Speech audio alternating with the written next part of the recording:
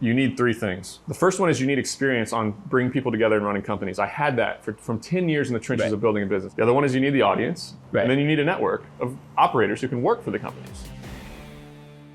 You said playing business on easy mode, and that's something I've said a lot. Like, an audience is a cheat code to everything. Yeah.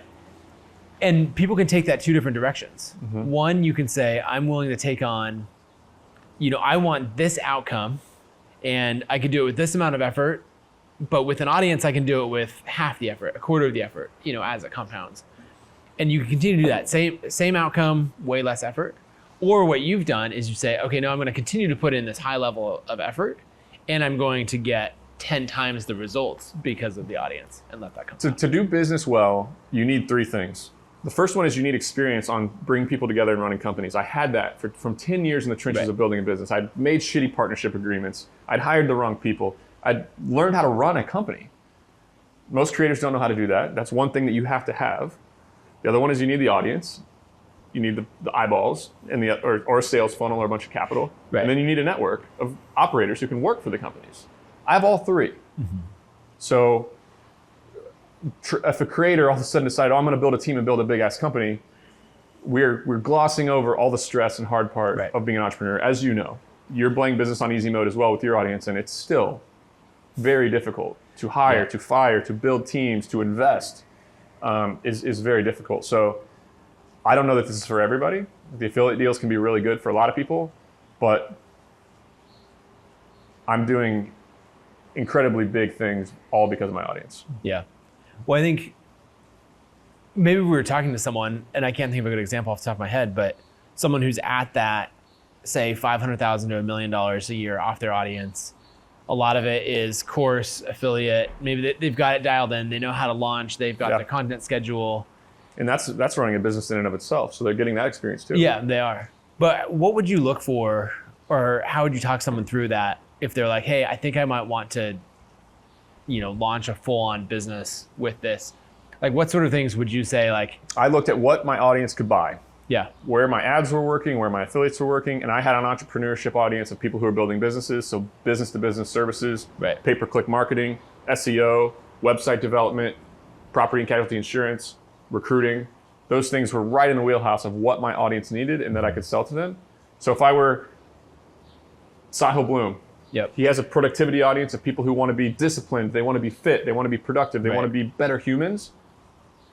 Supplement line. Yeah. Protein. He needs to sell AG1 that's Bloom powder. Or that's just one example, right? Find something that you know you can sell. And a great way is if you're selling ads on ConvertKit, look at what advertisers who keeps are coming back over and over again to buy more. Yeah. Right. And we know his Twitter audience is insanely engaged and absolutely massive. And then also with his newsletter, right? I mean, he talks about this. I can talk about this.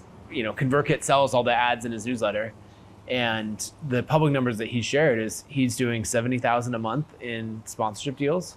And his newsletter is about the easiest to sell. So he's selling he's making $70,000 a month of cash flow, but he's adding $500,000 a month of enterprise value and profit to the businesses that are advertising on his platform. This now we kind of go up a level to influencer private equity. Matthew McConaughey with his business endeavors. George Clooney with Casamigos. The Paul brothers with Prime. All these massive businesses and massive brands that have been launched. Kylie Jenner. All Oprah from the beginning. She's a billionaire not because of her talk show proceeds, but because of all of the investments and businesses that she's got involved in because she had that audience and she could sell.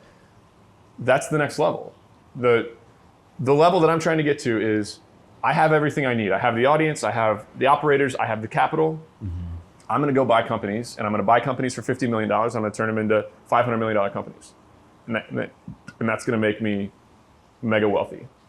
Sahil knows private equity because he spent 7 years in that business. He's got the audience. He can attract people that are phenomenal operators, the best operators in the world who want to work with him. He's got the trifecta to do business with a cheat code. It's still hard. He's still got to make investments. He's still got to hire people. He's still got to structure these deals in the right way to make it work for everybody, which is really difficult. I made a lot of mistakes structuring deals, not owning enough, giving operators too much, taking too much risk myself for too little reward, not seeing how much value I was actually adding. Of these companies that I'm starting, I'm the majority owner in 6 of the 9 businesses. I'm the majority owner as the influencer. We're not talking about a 15% affiliate deal. Right. We're talking about me being the controlling partner. That's the level that Kylie Jenner and some of those are at on a much grander scale. Yeah, but it's the same style. Big news, guys. I created a free PDF that details my method on how I analyze a self-storage facility and figure out what it's worth. Give me a pen, the back of a napkin, and a couple metrics, and I can figure out about what the property is going to be worth to me.